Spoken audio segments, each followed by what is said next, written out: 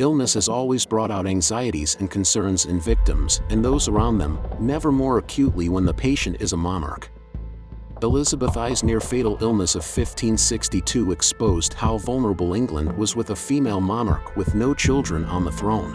A brief 2-week illness threw the governance of the country into confusion and offers us a fascinating insight into Elizabeth's own priorities and relationships. In the autumn of 1562, Elizabeth was heading towards the 4th anniversary of her accession and was one of the most powerful women in Europe. She had returned the English Church to the Protestant faith and was being courted by the most eligible bachelors in Christendom. Marrying one of these European suitors would help to ensure the strength and security of England through their power and prestige. However, Elizabeth continued to be followed by rumors that she wished to marry one of her own subjects, the charismatic Robert Dudley. Her council were horrified at the prospect, as the Queen would be marrying beneath her rank, gaining no additional riches or power from the marriage. And of course there was also the small matter that Dudley's wife had recently died in suspicious circumstances. In mid-October, Elizabeth was at the luxurious Hampton Court Palace, distracted with the matter of her cousin Mary, Queen of Scots' return to Scotland, when she fell ill with a fever and chills.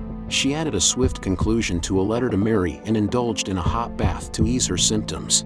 Unfortunately for Elizabeth, this was not a mild illness, and on consultation with doctors, she was diagnosed with smallpox.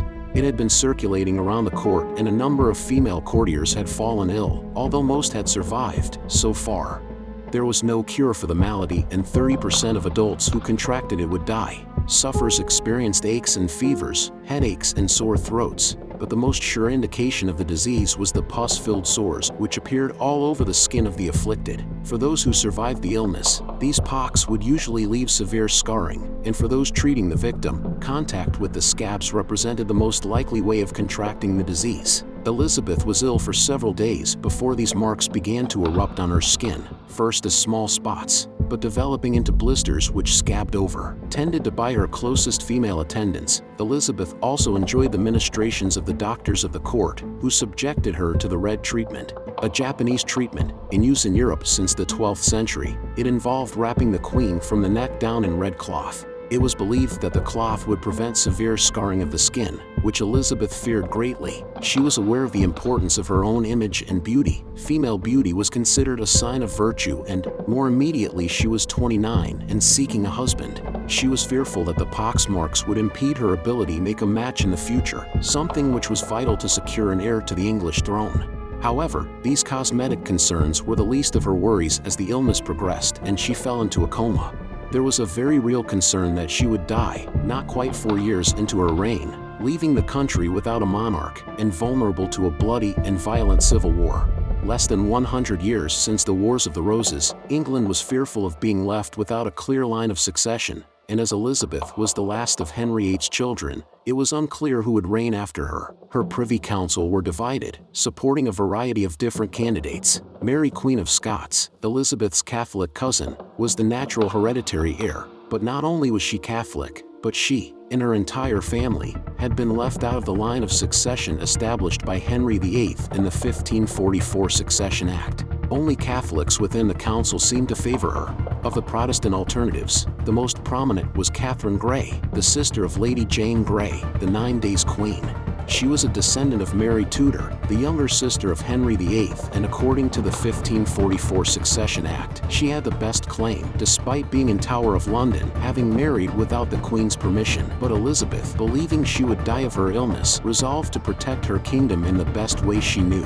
She attempted to give it to Robert Dudley to protect. Surrounded by her counselors, she demanded that the council make Dudley Lord Protector of England. She trusted that Dudley would be able to settle the question of the succession and save her country from danger. She also took this opportunity to formally declare that her relationship with Dudley had never been improper, a claim rather undermined by the handsome pension of the equivalent of £120,000 a year she gifted to Dudley's groom, who slept in his room, and would have known all of his secret movements.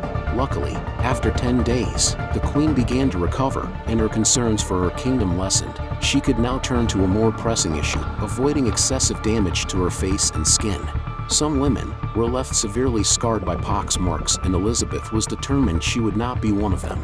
After a period of only attending to the marks on her face to avoid disfigurement, Elizabeth was able to return to court, concealing the worst of the damage to her skin with the white lead makeup with which she is most often associated. Some of her women were not so lucky, and one, her faithful attendant Lady Mary Sidney, partially withdrew from court, as foul a lady as the smallpox could make her. Elizabeth, it seemed, had been spared by God and had preserved most of her beauty. However, she was left unable to deny the close relationship between her and Dudley. He was appointed to the Privy Council, a great honor, and remained one of her closest confidants for the rest of his life. Elizabeth continued to hunt for a husband, and England to hope for an heir, to make the consequences of any future illnesses less dangerous. I hope you enjoyed the video. If yes, consider leaving a like and subscribe.